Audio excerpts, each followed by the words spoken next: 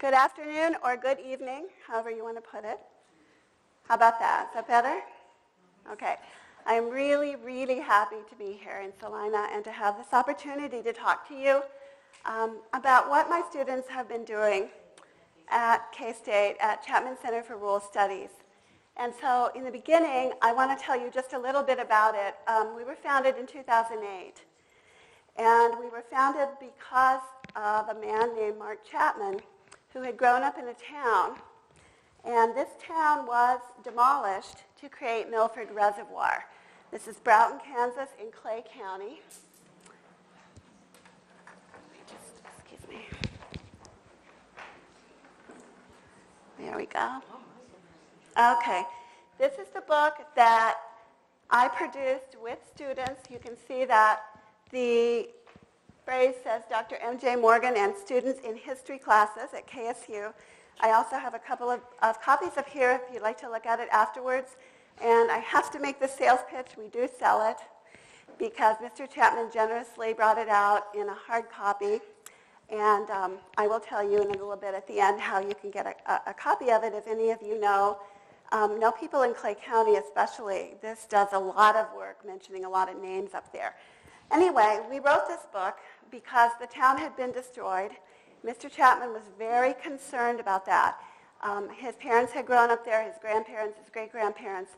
He wanted the town to be preserved, and there was no history of this town. And so my students and I got together, and we worked for 4 years. It took 4 years to write that book. We did over 40 interviews with surviving residents of Broughton. They were all moved. Most of them went to Clay Center after the demolition of their town. And we did get to speak with them, and most of them were elderly. I held an interview in a nursing home with a 104-year-old woman, and I loved it. She was 104, but for the interview, she put on lipsticks and heels. And it was really great. I really got some good stuff. Also talked to a 100-year-old man. Very common for me to speak with people in their 80s and 90s because these are the people who have the memories of these towns that are gone. They are the ones who remember them.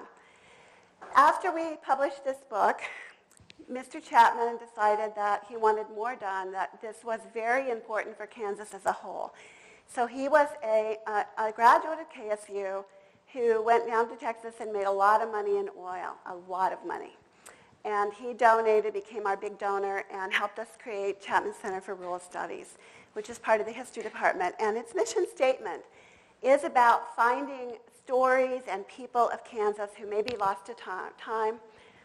It also talks very directly about undergraduate research. This is about kids age 18 to 22. This is what Mr. Chapman wanted.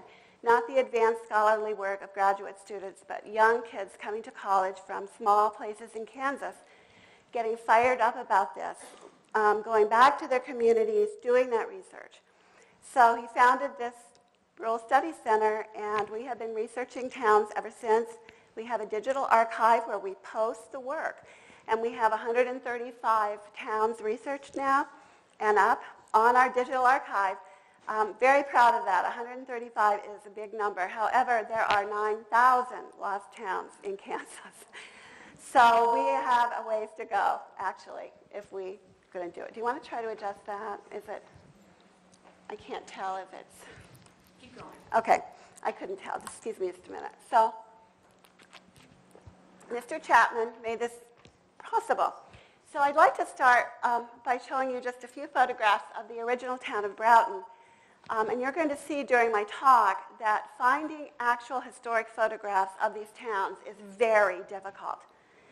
People who lived in small Kansas towns didn't think to get up and say, oh, let me go out. I think I'll take a photograph of Main Street today.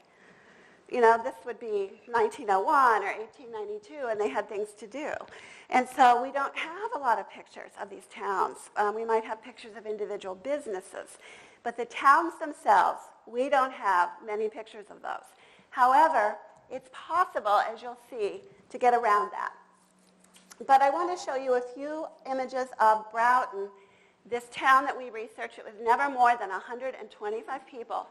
But it was still alive when it was bulldozed in 1966. because there were two railroad lines feeding through it. The Rock Island and the Union Pacific were still alive at that point and were keeping this town alive. When I look at the town, when you go there, the first thing you see is this town marker. Okay. And this town marker was constructed by the people of Broughton to commemorate their town site. It is made of tombstone marble. They all went together and basically created a gravestone for their town. It was a terrible blow to them. I can't tell you how sad and how bitter these people were to have lost this town, to just see it bulldozed, the place that they grew up. But it really gave me an insight into what people feel for their communities in Kansas, for their small towns. So doing this research was really important to me personally. As I said, we don't have images of Main Street with crumbling buildings or falling down structures. Nothing is there, absolutely nothing. But there are a few interesting remnants. If you walk into Broughton Woods in the spring, this is Broughton Town site actually. The woods have reclaimed it. You will see these big humps that you see. Those are actually homes. They were bulldozed under by the Army Corps of Engineers. And so the town site is filled with these big humps of homes and businesses that were destroyed. But what is so touching to me is that the green you see, these are lilies, day lilies, that escaped from the gardens of the Broughton women back in 1969 or 66. And they're still there, and they have spread out over the woods. And in the springtime, it is just unbelievably beautiful to go there and see this. And it's just a memory that there were homes here, there were gardens here. And also wanted to show you, this is Mr. Chapman's father, who is still alive, actually. He is 95. Now, Leo grew up in Broughton. And I love this picture because you see him looking down what was once Broughton Main Street. This is the picture, this is the picture he remembers or he sees. But I know that he is seeing a different Broughton Main Street in his mind. He is remembering that town as it was, okay? So it's very poignant, it's very moving, and I like the way he's just standing there and looking and remembering his town. And I will now show you one of the few surviving pictures we do have of that town. And you're going to see the exact same view, that looking down Main Street view. Okay. I have some students here today, and I think most of them have actually gone and seen Broughton Town site on field trips. One of the interesting things that I have noticed about these small Kansas towns, and some of you may have noticed them too, is the width of the streets. Very common to have very wide main streets. The reason for this is fear of fire in Kansas, where it's very, very arid and very hot. Many of the settlers came from the east, where they were seeing a lot of fire in a lot of cities, the Great Chicago Fire, New York fires. They were afraid of fire. And so they would build their main streets very wide to give them fire protection. What's so interesting about that is when that was being built, it actually ended up facilitating a couple of other things. It facilitated stock moving through these towns. So we would have large cattle drives coming through or people on horses coming through. But it also facilitated automobiles. And you will see pictures of these towns with these enormous main streets that have been able to create these automobile parking ways where the cars park into the slant down the sides. Have you seen that? They put a cement thing down the middle. Then they have all these parking spaces. They can only do that when the main street is really, really wide. And it might interest you to know that Kansas led the nation in acquisition of automobiles. And it was the only place in Kansas in the 1920s where the majority of the owners had 2 cars. Okay? And I have to say, I think this is part of that the towns made it possible for people to go to town, to drive easily down that main street, to park those cars easily. But it's a kind of interesting matchup with the original design of the towns in Kansas. In Broughton, this main street, this town looks so much like so many of the towns that I've worked with. However, there are no cookie-cutter towns. This is the one thing I repeat to my students over and over. Each town is fundamentally different. because of the people who settled there, the stories they brought, who they were. And so we try to give our town sketches a lot of individuality, a lot of distinction, and have my students recognize that from the beginning. All right. I'd like to talk to you a little bit about just how difficult it is to do this research. And then I'll start applying a little bit of it to Salina County so you can see how it might play out here. We actually have 2 histories from towns in Salina County posted to our archive. One is Brookville and the other is Gypsum. Now I know Gypsum is still there, but we kind of follow the U.S. government's statement, which is if a town is going to show up on a census as being less than 500 people, then it's very likely that by the next census, 10 years later, that the town probably will not still be there. And that's just a ratio that the U.S. government has come up with by looking at hundreds of thousands of censuses. So if a town has less than 500 people, I tell my students, I'd like you to write the history of this town because it's very clear to me that within 10 or 15, 20 years, we probably won't have this town, and Gypsum falls into that category. The sketch on Gypsum is really excellent. I urge you to look at it. It is about what happens to our towns when we have school consolidation. Gypsum lost its high school, and this was a terrible blow to the town. And the student did a wonderful job, even though he wasn't from Gypsum. He was from Kansas City. But he got so intrigued with this town and its history that he went there, he did field work, he took pictures, and he really became very emotionally connected to Gypsum. And that's what we want from our students. We want them to make that connection with the towns they work on. All right. One of the problems that we have, I'll just start and go over the big ones. One of the big ones is ones I've referred to, and that is that we just don't have any pictures of them. Sometimes in historical societies, we'll be able to find a whole nest of something that someone took because they were an amateur photographer or they had glass plate negative photography going. But it's very common not to have any pictures of towns whatsoever. So we want to reconstruct those towns, and we can do it if we find enough information about it. All right? So I'd like to show you how that was done with a town in Morris County. This is Helmick. Now, Helmick was actually a twin town. It was built about the same time as Wilsey, which is next to it, only about, I think, Janet, is it 10 miles or 5? Janet, will you stand? This is the author. I wanted to just give you a notice that Janet did a beautiful job on Helmick and Wilsey, founded at the same time, and we have a lot of what we call the twin town phenomena in Kansas. Helmick dies, Wilsey lives, but we have no picture of Helmick. And so Janet gathered all of this information, and we sent it to an artist who was able to actually recreate that town. From the position of buildings, the things that people told us. One of my favorite aspects, my favorite detail of this is the depot, which you will see here. If I can get this going. All right. I'm going to be stubborn. Okay, Janet, this is the depot, correct? Okay. If you come up close and look at it, you'll see that it is yellow.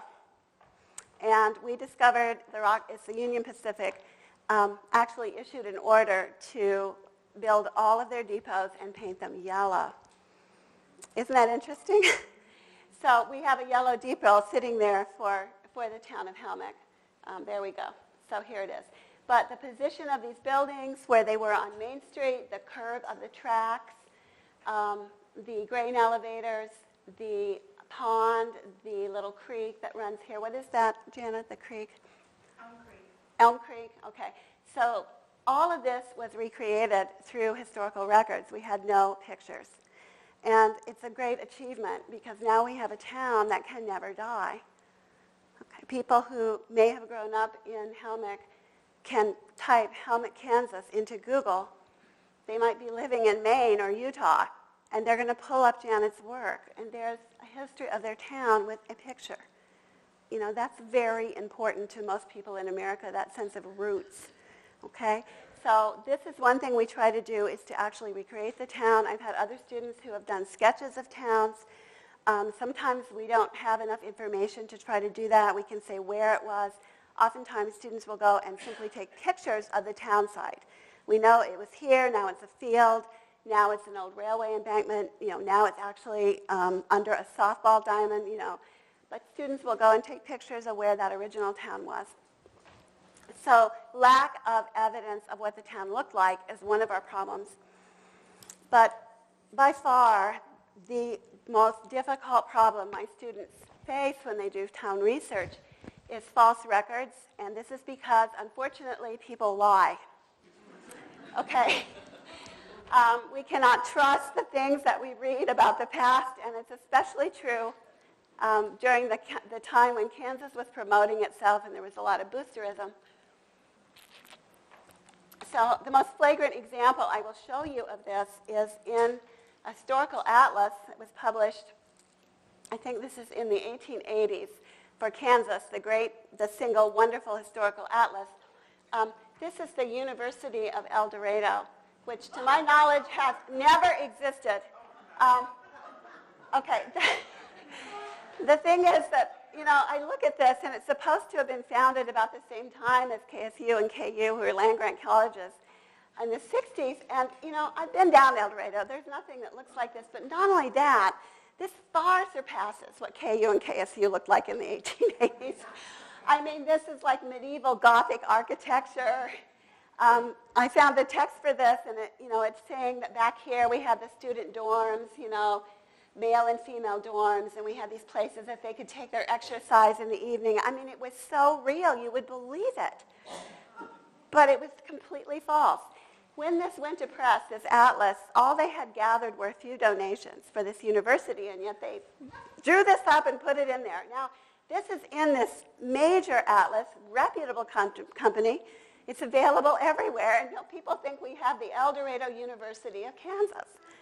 And it's I have to tell my students, you have to cross-check your stuff because it doesn't exist. Okay, this is another way that we find this problem, is how people will self-represent. So here's a sketch from the Pottawatomie County Historical Atlas.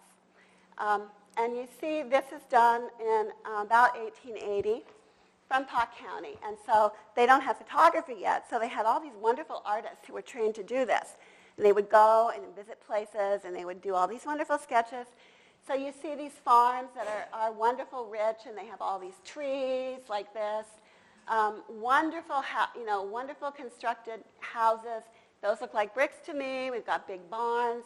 Here's another one, this wonderful, rich, kind of storied mansion look. And here's the people coming across the plains in their covered wagon to settle in Pottawatomie County. And we have the nice team pulling the buggy and the nice White House. This is all kind of idealized and romanticized because the people who put their names under these houses, the residents of J.O. Maxwell, for instance, paid the Atlas owners to put those sketches in. So they are representing to the world, a picture of their land, their holdings. So I don't simply believe it. And if you look at the livestock, some of the pictures of livestock, I mean, they're so immensely fat. They can possibly walk. They're the fattest sheep, the best cattle, the hugest hogs. They're all just bursting at the seams because Pottawatomie County is such a rich and wonderful place.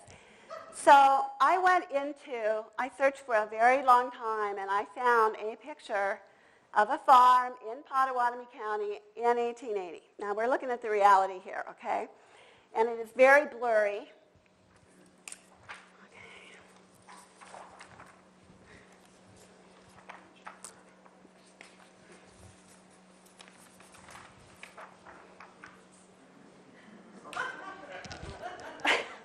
Okay, now I have to tell you, this conforms to what I think of when I think of settlers in Kansas. I mean, they're out there trying to clear more land. They're always trying to clear more land, and they're working very hard at it. And you can see they're grappling with the tree. It's really not very crisp, but I wanted you to kind of get a glimpse of that. I also want to show you one of the other pictures of Broughton. Broughton is found in the 1860s, just a few years after settlement of Pot County. So they are both very, very contemporary counties together. And they have very similar land. They're very rolling. Clay County has a lot of prairie, really rich Republican River floodplain. Pot County has a Blue River. So we have very similar counties.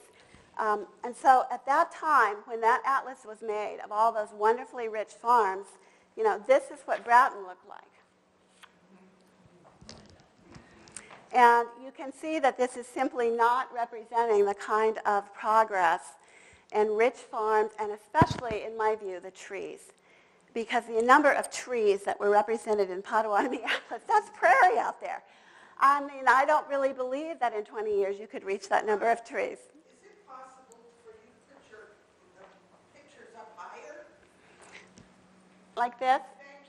Okay, thank you. Please do tell me if it's easier, that you need something done, because I know what it can be like to be way in the back. Can you all see that better? Yes, okay, thank you. All right, so you see that this is Broughton, and you can see that these are all farmland. This is all owned. It's all under, ownership. And, I don't see anything that looks like that Pot County Atlas anywhere. So stuff in print is going to lie. It's going to lie to you. But we also have a lot of line done by companies, especially railway companies. And this is a real problem for my students because we can find these plat maps everywhere. Now, this is plat map of Broughton. This is the 1900 atlas for Clay County. This part right here never existed. There is no addition that was ever built there. Okay, we have Tompkins Street, which was Main Street. Okay, this we looked at. You saw the picture of Leo looking down Main Street. That's Tompkins. We did have these farms here. The children would walk like this. They would come along around here, and they would go to school here. But this makes it look like the school is still inside the town, and that's just not true. The town ends right here. Here's the Rock Island line. This section never existed. And, it gives a false image to people who research. And I've seen towns where there was literally, 1 or 2 blocks that were original town. They were surrounded by these false subdivisions that go out forever on either side. And, it's false. It's a lie. Students take that, they publish it in their paper. It makes it look like it's a big, booming town. But railways do this because they want people to move here. And notice also this section here named Morena. This is very interesting because it kind of brings me to my last point. The problems that students have is multiple names of Kansas towns. And Broughton was actually in print as Morena. It was in print as Roseville. It was in print as Springfield. I found it with 4 different references over about 25-year period. So we struggle with a lot of things about the past that we can't verify very easily. And that's why this work is really tough. People pull up the archive, they pull up a paper, and they see this little history. They do not realize how many hours it took to get that story, or to get that history down, to go out there and verify the existence of that town. Okay. Another way that my students struggle is that finding that written record. Where are those sources? And of course, historical societies and museums are really important. But we find that most of the records are memories. That's where we get it, in oral history, talking to people. But I'd like to show you a funny incident that happens. You never know what's going to happen when you go to interview someone. What they're going to remember, what they're going to have to show you, what they're going to tell you about that town. It's very different. And my favorite story ever, this girl called me up. She had gone out to interview a farmer, and he was a lone man. He was a widower, no children. And he's in his home, and she's starting to get some memories of this community that he lived nearby. And she started to get into a little bit of genealogy about the first people there, and it was, his family was involved in that. So he says to her, well, I have all that. I've done all that work. I've done all that research. And she said, oh, have you? She said, I'd love to see a copy of that. He said, well, scratches his head. He said, that's going to be a bit of a problem. And she said, well, why? What can I do? I have my phone here. I can photograph this. And he jumps up and he runs over and he pulled down the window shade. And, okay, that's his family genealogy. Now, he did his family genealogy on his window shade. And, you know, he tells the girl, I just didn't have any paper, and there's this big, long, white thing there. It just seemed like a great thing to do, and I can roll it up afterwards and put it away and bring it back down. So she did take a picture of it, and I think we actually went back out later and tried to get it so we could actually put parts of it down on a Xerox machine, but we couldn't actually get it off the roller. I mean, it had been up there since like 1919. We stuck to it. So we ended up telling him that it was a very nice contribution and we would honor the photograph we took of it, but it was funny. So some things come to light when you interview people that you certainly don't expect to have. So I've had students talking to people who have broken down emotionally, who have cried deeply in front of them. I have students who are 18 and they're talking to people who have lost everything or their town or their memories. But probably the scariest one, this poor girl was interviewing a man because he had been part of a volunteer fire department. And the focus of her story was about that fire department, which had been so important in this little area of Kansas.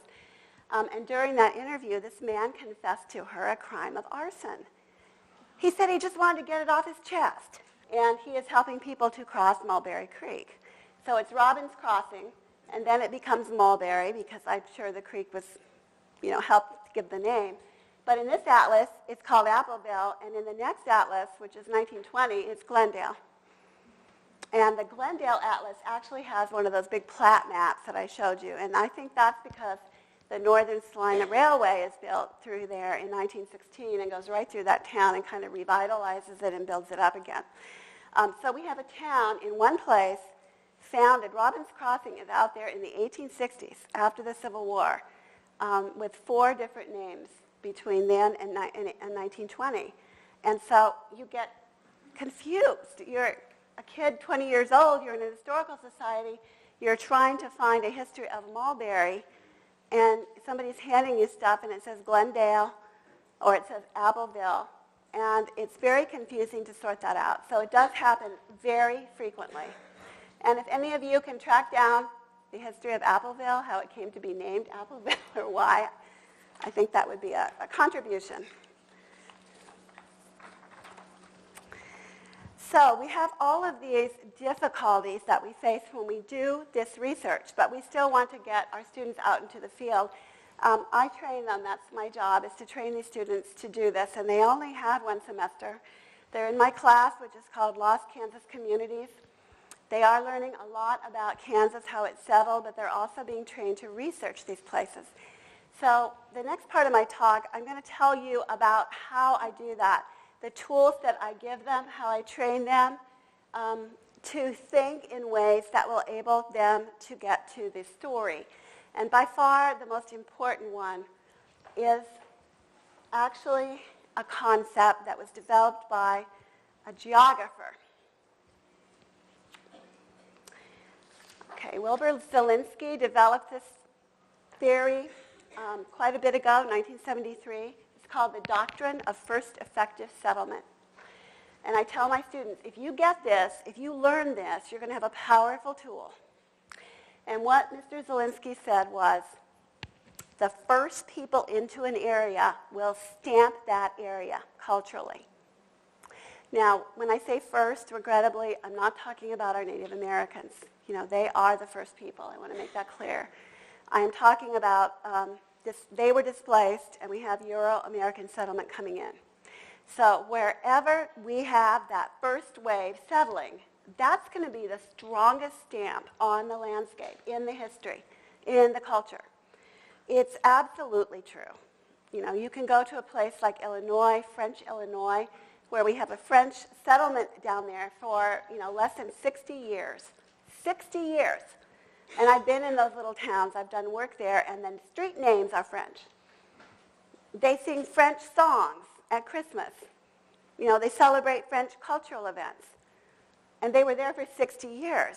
And they were out in 1765.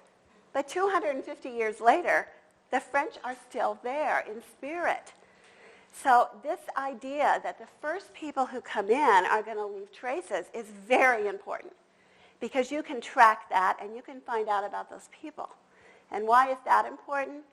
because those people brought values. Okay? They brought values. And for Kansas, that's really important. And I'm going to show you how that value system plays out in Saline County in a minute. But first, I want to show you how you can kind of track immigration and settlement by looking at what people bring with them.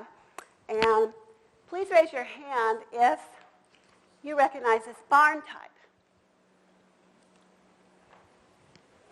Anybody see this barn often? Oh, that is so interesting. I love that. This is called a transverse crib barn, and it was actually a tobacco growing barn, and it was actually completely beloved and built often by a group of people we call the Upland South settlers. Now, the Upland South, not the Deep South, that's Kentucky, that's Tennessee, that's Missouri, that's parts of Virginia and Carolina. They built these barns, all right? And some of those barns are still here, and they tended to build the same barns wherever they went, so we can track them by their barns. They were very mobile people. Okay, so the Upland South builds those barns. And here's a map that shows those barns. I'm going to move it up as soon as I get this. Okay. All right. So everywhere we have a big dot, we have 10 or more of those barns. And you can see the outline of Missouri. The Upland Southerners spread into Missouri very rapidly. Up here around the Missouri River, that's where we get Little Dixie. That's why Missouri was so, pro-Southerner in that area during the Civil War. Here, the barn has crossed the river into Kansas, and we do find a lot of it in the eastern part of Kansas. The map did not extend into Kansas, but I have found that barn in East Kansas everywhere. And in fact, there's so much of those barns in eastern Kansas that the state has actually adopted it, and that's a postcard. And I found that being sold in one of those, it was a gift store somewhere off the freeway somewhere, but it was in eastern Kansas. It was very close to Kansas City. Okay, so this is the transverse crib style barn. And the state of Kansas saw so many of them in eastern Kansas, they made a mistake. They assumed, oh yeah, that's the barn for Kansas. These are Upland Southerners, okay? This barn appears where Upland Southerners go. All right, now let me show you these barns.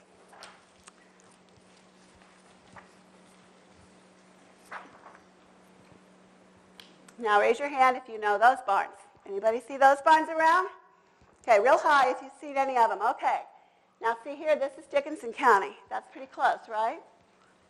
Okay, and up here's Mitchell, this kind of barn, right? These areas were settled by what we call the North Midland settlers. And the North Midland wave is intense in central and north central Kansas. And those people are from what we call the I states, Iowa, Illinois, Indiana, and I also include Ohio in that because it has, the O, the vowel.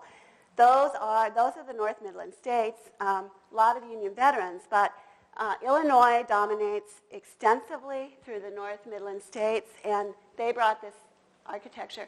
I'm particularly liking to make you look at this. Do you see this little perk here like this? All right. So I tried to verify that, and I was really happy I could do that. Look what I found.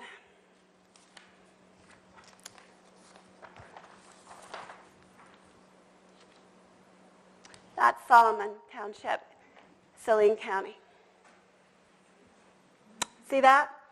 They're going to bring their values, and their values are going to include culture and architecture, and you can track them. So here we have this type of barn that is being built, especially in the northern part of Saline County, which I'll talk about in a minute. We also have it showing up in houses. This is a picture of a house in Wilson County. Now, Wilson County has an enormous proportion of Illinois settlers. Midland, North Midland. This is an atlas engraving of a stream in Wilson County. Actually, I think it's the Neosho River, or the Verdigris. Okay. I want you to look at this house. This particular architecture has a name. It's known as the I House, and that's capital I for Illinois, Indiana, and Iowa.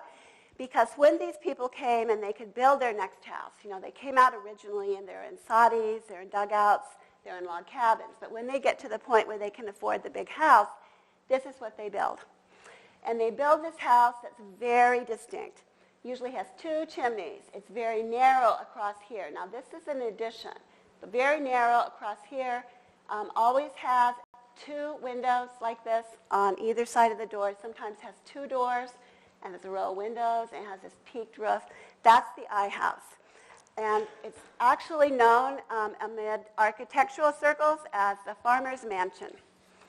And it is pretty common. I don't have access to a lot of photographs from Salina County, but I wanted to show you what it looks like very simply. This is what people who were building a home in Kansas built if they were from the North Midland states. Okay? And if you see a house like this, still standing, and you learn to recognize the double chimney and the very narrow width here, and the door in the front with the windows across here, you're looking at an I house, absolutely. All right? That came out with the settlers. It was built everywhere. And I think it was built here. I think it was built in Salina County. So I'd like to show you how this idea that people transport their values, their ideas about barns and homes, and also their ideas about things like religion and education and women's rights and slavery and businesses. All of the values that they are used to living in where they live are going to be transported out to where they are. They're not a blank, tabula rasa here. They're bringing stuff in. And in Kansas, it's really important and kind of a wonderful story. So let me show you. This is an 1884 atlas of our 2 townships, Glendale and Pleasant Valley. This is Pleasant Valley. And I will tell you in a minute about the red circles. But right now, I just want you to look at the green circles. The green circles are schools. Okay, so we have 4 one-room schools in that township. And if I just very quickly bump over to Glendale, I can show you 2 one-room schools. That's your northeastern county, your farthest and the last to be settled. So we have 6 schools really very close together. And this emphasis on education is not happenstance. It is brought in by these North Midland settlers. The people from the upper North Midland states were highly literate people. And the reason they're literate is because the people who settled those states, who came in and originally settled those states, are from New England, Puritan stock, who believed in biblical literacy. Everyone had to read the Bible. Everyone had to learn to read and write. And that value gets transformed over time into public school concern. For instance, New York, okay, the state of New York has a charter very early, and they provide for education. And on the eve of the Civil War, the state of New York has 10,000 public schools. That's incredible, okay? 10,000. A lot of people from New York end up in Ohio, in Illinois, in settlement waves. Okay, people migrate in their latitudes. They tend to come right across in their latitudes. So Ohio, for instance, has the highest number today of 4-year colleges. Lots and lots of little 4-year colleges. There's more to Ohio than Ohio State. There's a lot of 4-year colleges. I know, I'm from Ohio. Let me backtrack a little. I actually was born in Lawrence. I must put that out there. I have a credential. But I left early. My parents were students in Lawrence, and then I came back later. But I spent most of my formative years in Ohio. So lots of 4-year colleges. So we have this value. So on the eve of the Civil War, Ohio and New York had the highest literacy rates in the nation. 99% of the people in those states can read and write. That's a value, These are people willing to pay property taxes, to build those public schools, to find those teachers.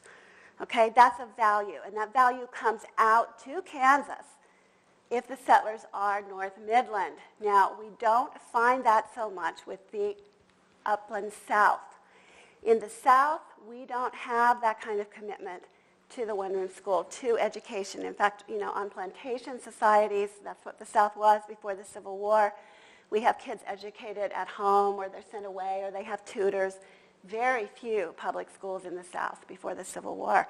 Okay, so do you think that's going to show up in Kansas? Yeah. Okay, here's an example. In the early 1880s, Salina County has about 76 one-room schools. Chase County, 42. Who do you think settles Chase County? Predominantly upland Southerners from Kentucky and Tennessee. Now, I'm not saying that Chase is lag behind. I'm not making any aspersions on Chase County in case someone's here from Chase County.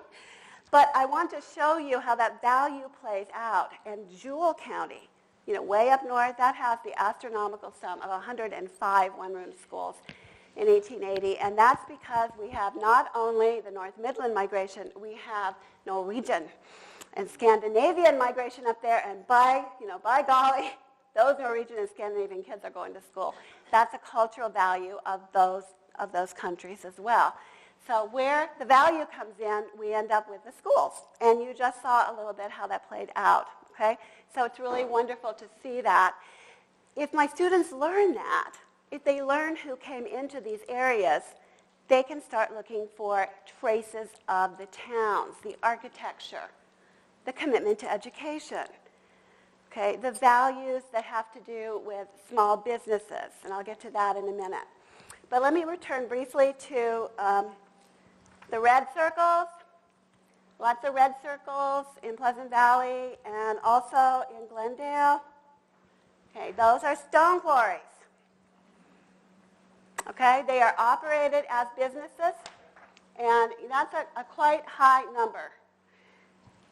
And I just told you these counties are settled by North Midlanders, and they are particularly settled by people from New York and Illinois. New York, of course, is not North Midland, but it is kind of like the heart, the seat of that educational drive. But what people don't really often know is that there are tremendous stone quarries in New York and Pennsylvania. And they are full of miners who know how to do this. Okay, they're not mining limestone, they're mining a form of sandstone. But the mining techniques are very similar. Okay? So you get people coming out to an area where you have a lot of natural rock, you're going to get them importing what they know how to do and using that. So you begin to build up a picture of an area based on who the people were that settled it. And this is more important almost than knowing who the first postmaster was. These names and dates are not as important as where these people came from, because then you can get an idea of the towns, of why they founded the towns, why they founded their churches. What churches did they found? Where did they go to school? What did they want for their children? So vocations like being willing to work in stone quarries, it's not all agriculture. Being willing to build schools. This is all really important stuff that my students need to learn about groups of people who come into Kansas. Okay? All right. So another strategy I can give my students that I also think is very important is a sense of time period. Now, you would think that would be automatic to history, that they would learn time periods like pre-Civil War, Civil War. But I base the time periods I teach them on transportation, because transportation eras carry their own sets of values. And so once they know the date that that town was founded, and often the date we use is the date provided by Kansas State Historical Society for the opening of the first post office. We'll have to use that. There might have been a town there before then, but the post office opening is kind of the date that we use. Okay, so first they know when it was opened. They can begin to hypothesize and to think about how that town felt and looked. And we have these three major eras in Kansas. We have the automobile that comes in right around World War I and lasts forever and wipes out the trains. And before that, we have the train era. And people don't think that before the trains, we actually had a very distinct transportation era. And we did, and it's called the carrying trade. Now, the carrying trade is a whole set of language terms and concepts. that has to do with people moving across the land without railroads. So my students need to learn to recognize these terms. You know, military trails, wagon roads, overland freighting, hauling, teaming, livery stables where people put their horses up, crossings. Now this is interesting. Do you remember I told you the first name of Mulberry is Robbins Crossing? That tells me that that was a place that settlers, you know, connecting maybe. We also have up here, I know you have the Smoky Hill Road. There's another example of it. But they're going up into northern Salina County, or they're traveling further. They're going to cross Mulberry Creek on this guy's land. And I bet you anything he charged them. Okay? That's how people did it. They make a living off the carrying trade. It's not just agriculture. You know, people come to Kansas and they know how to extract a living. And the carrying trade, you know, has ferries and bridges and fords and steamboats and stagecoaches, post roads, mail routes. You know, I was doing some research, and there's a road that leads from Salina in the 60s all the way to Lawrence and beyond. Phillips Road is what it was called. It was named for one of the first founders. They usually do this. So I tell my students, you find traces of those concepts. You are in the carrying trade era, okay, when all of these kinds of things operated. All right. So why is that so important for towns? What do you think? It's the economy. Okay, the whole town will be built around that. If you have, for instance, steamboats landing in your little town along the Missouri River, okay, you are going to have men to unload those packets. You know, stevedores, the people that unload it. You're going to have hotels for those passengers. You're going to have dining halls to feed those people. All of this grows up over the means of transportation. And the ferries in Kansas were legion. And we have whole businesses that grow up and whole towns that are founded around ferries. You see that airline ferry there? Anybody know what that is? I have to tell you, I started researching in Broughton, and I found evidence that there was an airline ferry operated outside of Broughton on the Republican River, which was a major crossing point on the military trail, the Fort Riley to Fort Kearney in Nebraska military trail. And there was this airline ferry, and I could not understand what this was. Airline? What is airline? Airline's a plane, you know? So I went down there to the river, and I did some field work, and I actually found a tree on one side, big old cottonwood, that was girdled around the middle. Looked like somebody had just tried to kill it by girdling it.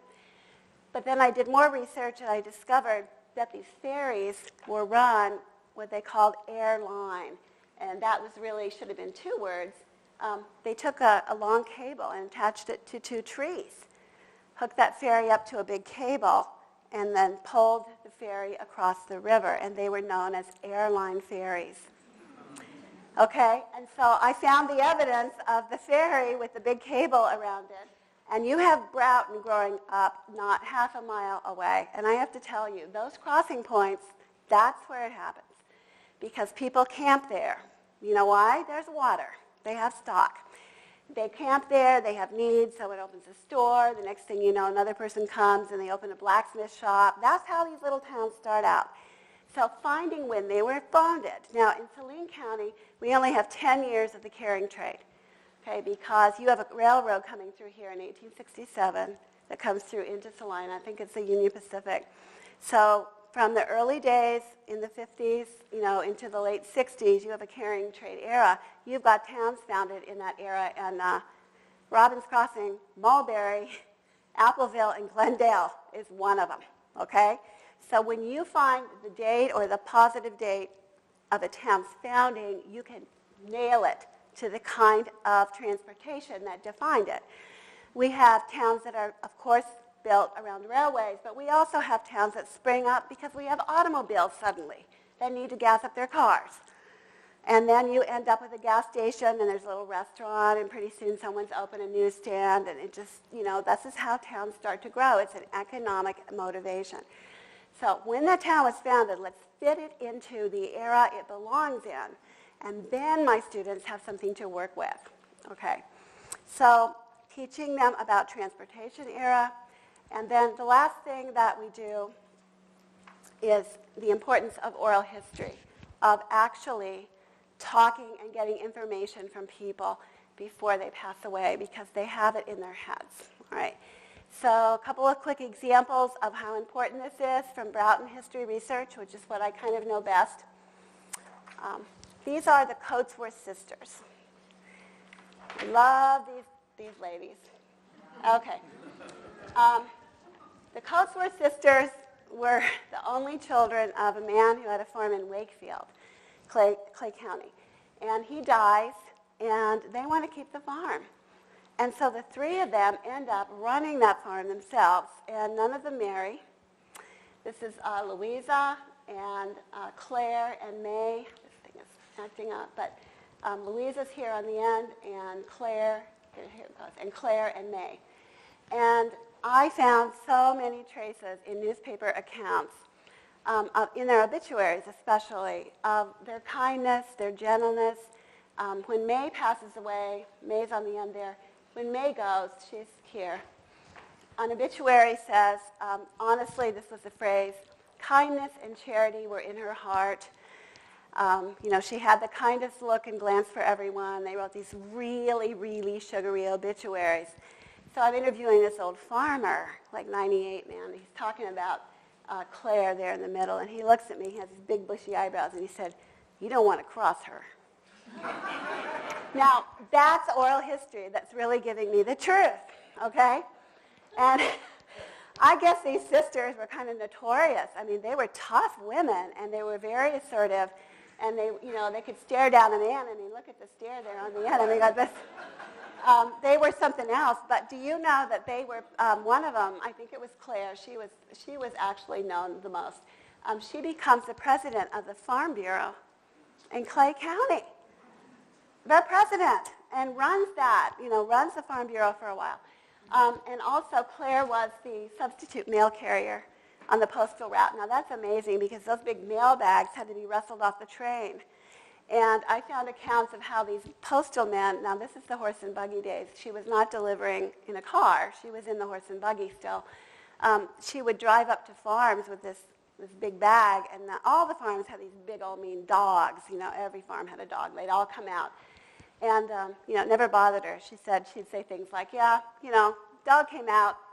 He thought he would try something on me, but we had a chat. It's over. I mean, that's the kind of thing people remember her saying. So anyway, you get women in their reality when you do oral history. And as an historian, I consider this particularly important because women are effaced in the historical record. If you go into early, for instance, collections of biographical essays of founders, you'll see all these wonderful pictures with these big bushy whiskers, and it'll say, Mr. Lawrence Johnson and Mrs. Johnson. We don't even get her name, okay? And you get everything about him, the land he owns, his horses, his stock, and there she sits. And the only way to learn about her as a person is through oral history. Census is not going to give it. It will give me her name, but that's it. And women are hard to find, but when you talk to people, you can get the real story. And my last image is one of my favorites from my research in Broughton. Sadie McCulley riding the Excelsior motorcycle. This is her motorcycle. This was the first motorcycle produced in 1916, and Jim and Sadie owned the lumber yard. But I love this picture because she is advancing into the new age. She is a woman. I look at her in that long World War I outfit and that hat, trying to imagine her hopping on that thing. But, it does have a motor. And evidently it took off because I found a reference in some of the Broughton newspaper accounts of a whole bevy of women on these motorcycles that came down from Clay Center during the years that the Kansas women were agitating for the vote. Now, Kansas women vote in 1912. And I think that this empowered her. I think having the vote, having a voice, gave Sadie McCulley the chutzpah to go out and get herself an Excelsior motorcycle. And you don't get this until you talk to people. And I talked to someone who remembered his grandmother talking about Sadie McCulley buzzing around all the roads on Broughton in this motorcycle, and her, her ponytail was out flying in the breeze, her hair came down, but the grandmother said, but that woman sure loved that motorcycle. Okay, so you don't get that if you don't do this kind of history. So teaching my students to do oral history, to talk about women in the town so that we get more than just the settlers' wives. Okay, teaching them about transportation era to fit that town into something. Teaching them about Zielinski's doctrine so they understand that they have to know who settled there so they can get the values of those settling people. That will help them understand what happens there. Those are the tools that I can give my students to do this kind of work. It is very difficult, but I am very proud of this. We have 135 sketches up on our digital archive, and we have only had one call, one time, about an error. And I really would have expected more because we're writing, history that's hard to find. But we had a building that we had identified as a post office, and it said post office in the window. There was a sign, post office. And somebody called in, some elderly gentleman who said, well, that wasn't the post office. They just put that sign there for that day. I tell you what, that was not the post office. Post office is 2 blocks down the street. I don't know why it was in there. That was so-and-so's mercantile. He was worked on. So we went in and took that picture. And, or else we amended the caption to explain what had been going on. But that's the only mistake we've been called on. Not that we won't in the future, but trying to recover the history of these towns when all we have is a field or a hump in the ground where daylilies grow. Let me tell you, that's a tough act. So anyway, thank you for this opportunity for talking to you.